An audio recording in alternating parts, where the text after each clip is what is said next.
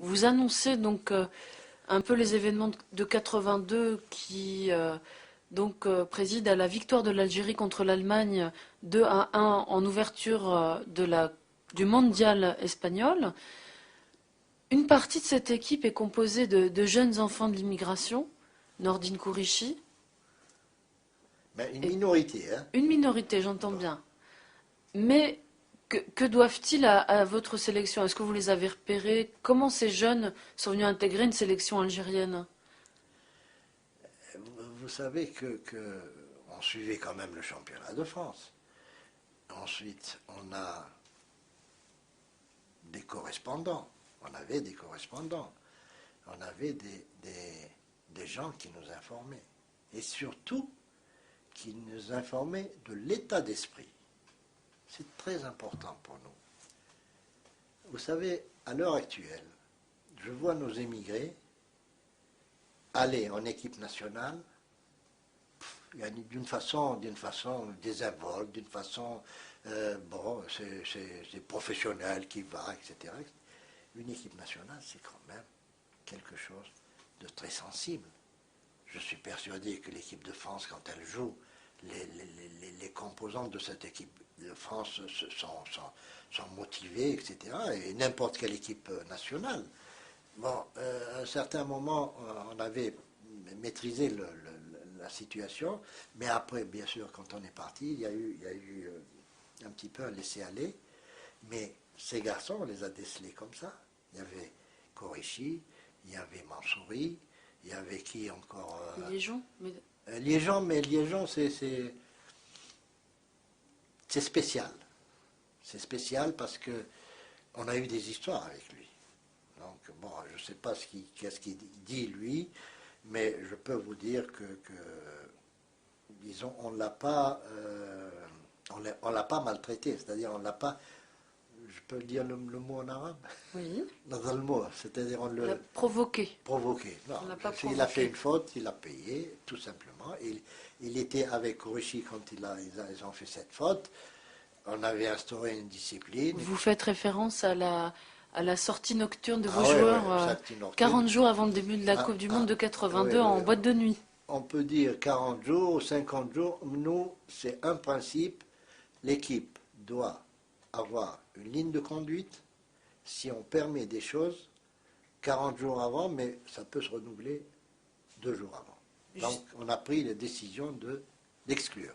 Avant ce stage de préparation à la Coupe du Monde 82, il y a toute la période de sélection qui permet à l'Algérie de se qualifier pour la phase finale pour la première fois de son histoire après l'indépendance, à une phase finale de Coupe du Monde.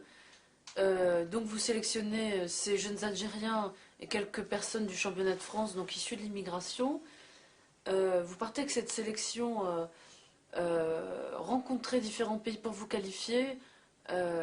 Et c'est, je crois, contre le Soudan que vous vous qualifiez. Non, contre le Nigeria. Contre le Nigeria, vous vous qualifiez pour la Coupe du Monde. Comment vous l'envisagez? D'abord, moi je n'étais pas en Algérie. J'étais en Tunisie, j'entraînais un club en Tunisie. Donc je suivais un petit peu les événements, etc. Et malheureusement, disons, l'état d'esprit avait changé.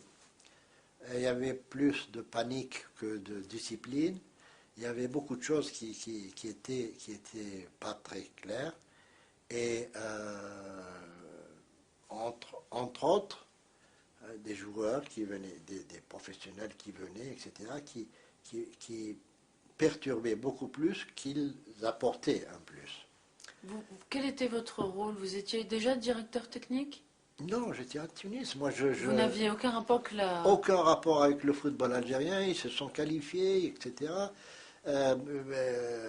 Mois de mai, je crois, mois de mai. mai 82? 82 ou avril 82, je ne sais pas exactement la date. Il y a le ministre des Sports qui m'envoie un ami, encore une fois.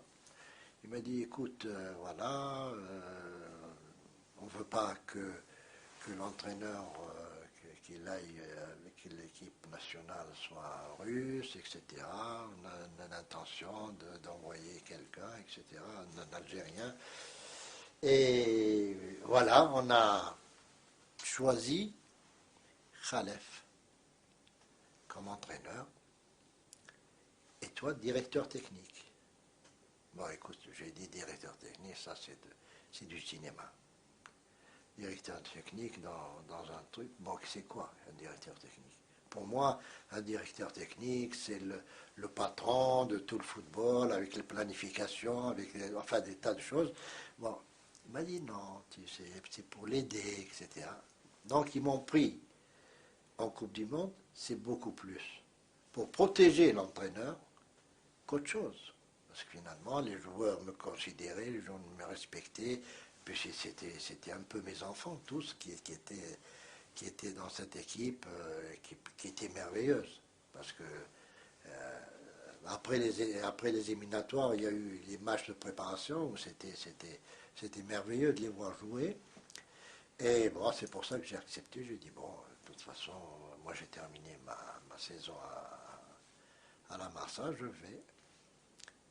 Et c'est là où j'ai travaillé avec Khalef comme protecteur.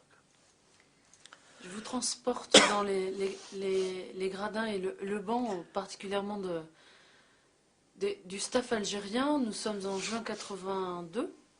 Vous ouvrez la Coupe du Monde avec le premier match qui oppose l'Allemagne à l'Algérie. Comment vous vivez le match et quel est votre sentiment après le match? D'abord, avant le match, il y a eu un départ. On est parti d'Algérie. Hein, et un politicien qui réunit l'équipe avant de partir et qui leur dit, texto, hein, il a dit, écoutez, vous battez l'Allemagne et puis ce n'est même plus la peine de faire les deux autres matchs. C'est tombé dans l'oreille de gens qui calculent. Hein. Alors finalement, on bat les Allemands et l'état d'esprit des joueurs était déjà à Alger. Ils ont fait les deux autres matchs, mais d'une façon vraiment, surtout contre l'Autriche, où on s'est fait balader, on a perdu 2-0, on pouvait faire match nul, etc. On se qualifiait. Et finalement, on perd contre l'Autriche. Ensuite, on fait un match contre le Chili, je crois, ou quelque chose comme ça. On menait 3-0, donc ça nous qualifie directement. Et ils arrivent à nous marquer 2 buts, donc le goal average était... Et il y avait un troisième match, c'est-à-dire justement ce jour-là, où l'Allemagne devait jouer le lendemain contre l'Autriche. Et ils sont mis d'accord pour faire match nul. Donc ils nous ont roulés. Et c'est à partir de là que la FIFA a décidé que les derniers matchs se joueront le même jour, à la même heure. Donc on a participé un petit peu à une petite évolution du football mondial. Suite à cette expérience de directeur technique, vous poursuivez votre carrière ou Non. Vous arrêtez? Oui, j'arrête parce que... Enfin, j'arrête. Je suis allé en Arabie Saoudite, je suis allé aux Émirats, donc je restais dans le football. Mais en tant que disons, technicien en Algérie, j'ai tellement souffert de l'état d'esprit de certains journalistes, de trucs, donc on m'a traité de tout. Et finalement, il n'y avait que les Algériens qui étaient mécontents. Partout dans le monde, quand on disait Algérien, ah oui, là, vous n'avez pas tué les Allemands, etc. Il n'y a qu'en Algérie, vous n'étiez pas content.